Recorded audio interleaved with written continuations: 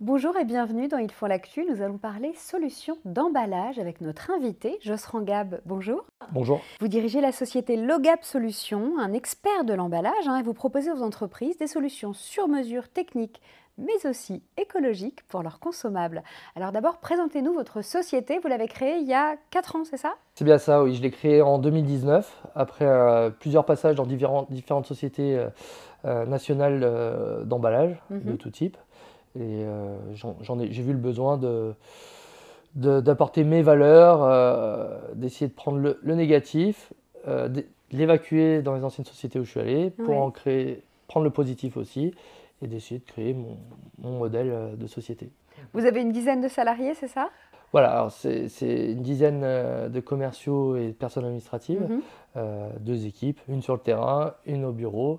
Et oui, on s'est bien développé et c'est pas fini, j'espère. À qui s'adressent vos solutions d'emballage? Alors nos solutions d'emballage s'adressent à tout type d'industrie. Mais bon, après on a des secteurs un peu privilégiés qui seront plutôt la logistique et l'agroalimentaire, parce que c'est là où on peut vraiment intervenir sur la partie économique, mais la rationalisation.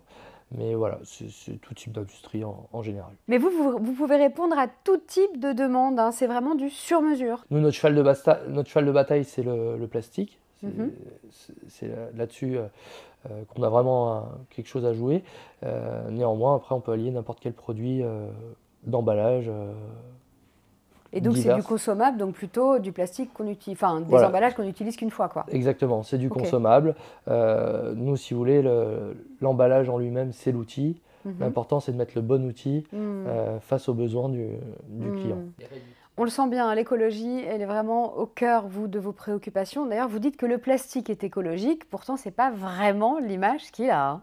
Je suis tout à fait d'accord avec vous. Alors, on pourrait croire qu'on est un peu à contre-pied sur cet aspect-là. Néanmoins, pour moi, c'est du bon sens.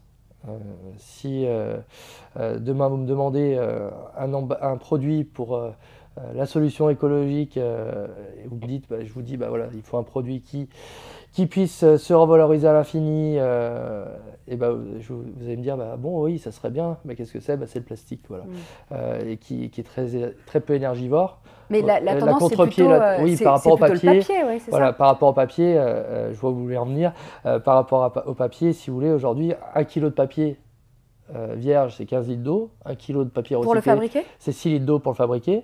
Donc 15 litres d'eau pour le fabriquer. Ouais, et hors énergie, 6 litres d'eau pour le papier recyclé.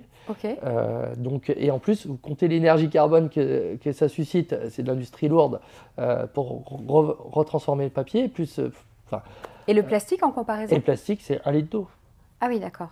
1 litre d'eau, très peu énergivore parce que c'est du broyage, on chauffe un peu, et c'est revalorisable. Après, la problématique du plastique, c'est la mixité des matières. Il faudrait tout standardiser. D'accord. Voilà. Donc il faudrait mieux le recycler, mais le plastique en lui-même n'est pas, vous dites, le problème. Non, la solution du plastique aujourd'hui, c'est de mieux le collecter globalement. Voilà. La grosse problématique, c'est la collecte. Voilà. C'est pas. C'est pas de faire la guerre au plastique, quoi. Selon moi, ça peut être la solution, mais c'est comme toute arme. Vous la mettez dans les bonnes mains, c'est bon.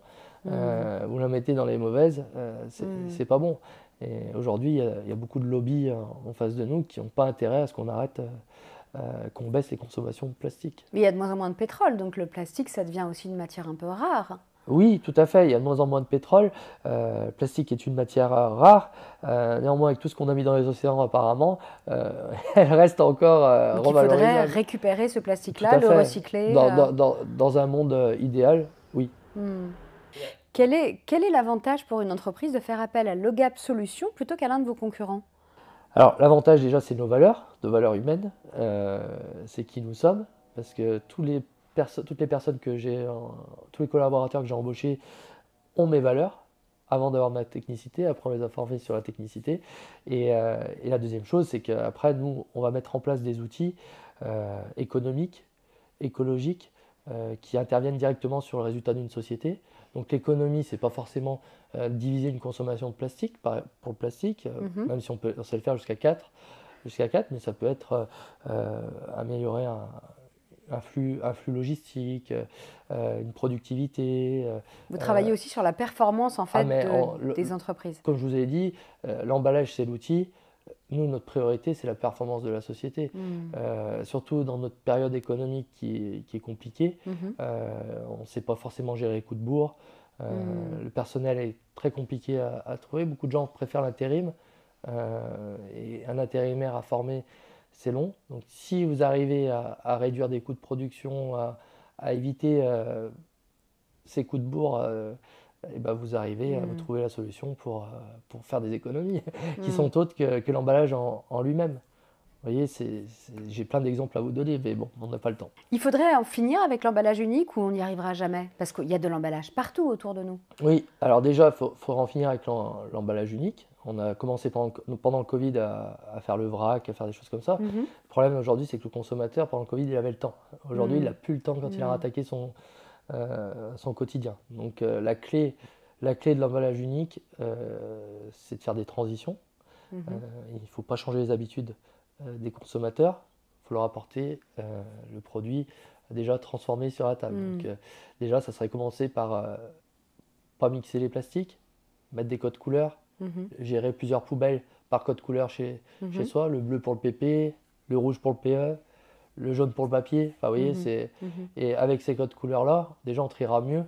Et les sociétés privées qui aujourd'hui récupèrent à peine 30% de nos papiers pourront ainsi beaucoup mieux optimiser tout ça, de nos déchets, pourront mieux optimiser leur recyclabilité. Quelles sont les valeurs de votre entreprise en quelques mots? Alors, nous, nos valeurs, déjà c'est l'honnêteté, c'est la transparence, c'est de dire à un client que si on ne peut rien faire pour lui économiquement parlant, ergonomiquement parlant, sur tout le plan RSE, qui est le mot vraiment d'actualité, on ne travaillera pas avec lui, parce que ça sera une perte de temps, une perte d'argent pour les deux sociétés. Voilà. Donc nos valeurs, c'est de réduire la consommation d'énergie, de livrer les clients un maximum sur des plus gros volumes pour éviter la multiplication des transports. Oui, parce que vous travaillez sur l'Europe, hein. Vous n'allez pas acheter des produits à l'autre bout de la planète. Pas de produits exotiques. Aujourd'hui, c'est nos valeurs. On travaille qu'en Europe. On connaît la traçabilité de nos produits. Un lot, c'est un fournisseur. Ça ne changera jamais. L'objectif, c'est d'apporter de la régularité, d'être vraiment le partenaire. On pourrait parfois se définir acheteur de la société. En face, c'est vraiment partenaire. L'objectif, c'est d'apporter des solutions. D'où Logab Solutions. Voilà. Pour terminer, quelle est votre actualité pour l'année à venir? Donc, pour l'année à venir, on a signé le salon de l'emballage à Paris, le Hall for Pack en fin d'année. Ensuite, là, on vient d'acheter un bâtiment sur la commune d'Andrézieux-Boutéon. Donc on est assez content de cette évolution-là, ce qui nous permet vous agrandissez, de s'agrandir et d'améliorer le service en local. Ce qu'on ne savait pas trop faire jusqu'à présent. On faisait vraiment du gros volume. Et là, prochainement, on va ouvrir 2 succursales dans le sud-est de la France et en Bretagne. On croise les doigts pour que tout se passe bien cette année. Et enfin, les certifications ISO et EcoVadis sur l'année aussi. Sont en route avec de l'embauche qui arrive pour ça. Voilà. Merci beaucoup Josserand d'être venu nous parler de vos solutions et de vos valeurs sur le plateau d'Ils font l'actu. Merci à vous. À bientôt.